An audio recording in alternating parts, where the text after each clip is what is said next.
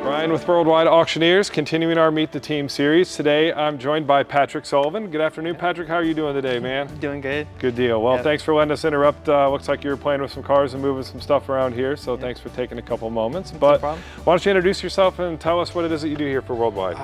I'm Patrick. I am a technician and part of the car logistics team for Worldwide.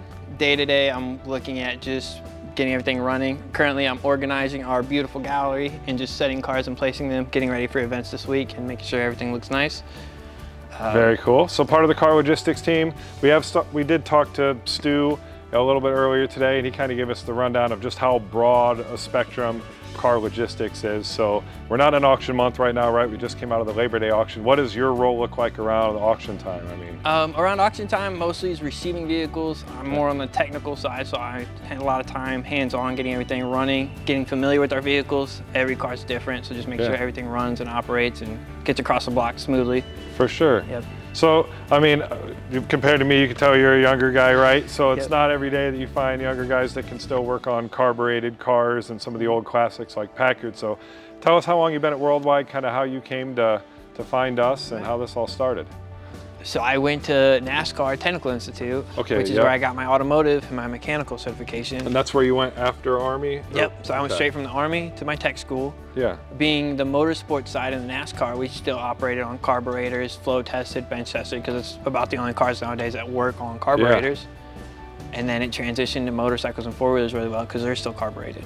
Yeah. And basically mid-COVID, being in Michigan, not a lot of stuff was hiring. Got a job in Indiana working at the motorcycle shop. Yeah. It was a new opportunity to work on something I've never worked on before, so that was pretty cool. And then that literally transferred into skills working on carbureted classic cars. Exactly. And again, we leverage you a lot for the fuel injected stuff and your motorcycle work. Exactly. So that's what, just without that NASCAR and like the racing experience, like it wouldn't have transitioned as well. The people my age aren't learning on carburetors. Yeah. But because I came from the racing background, that's where it all just led to it. Yeah. And then the experience from the Honda shop transitioned to classic cars very well. Sweet. Yep. Pretty cool when those transferable skills end up that you can work on a 37 Packard. I know you've taken some heads off a few of those since you've been here.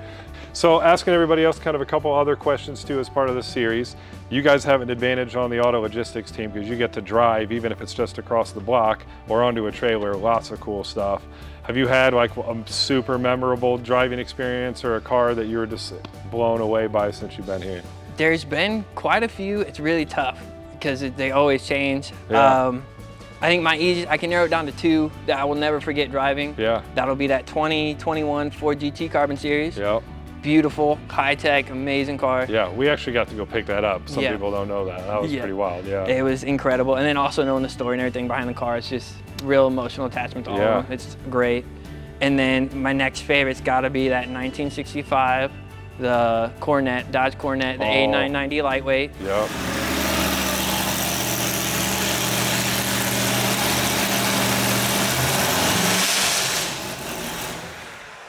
I agree. It's exactly what I was saying.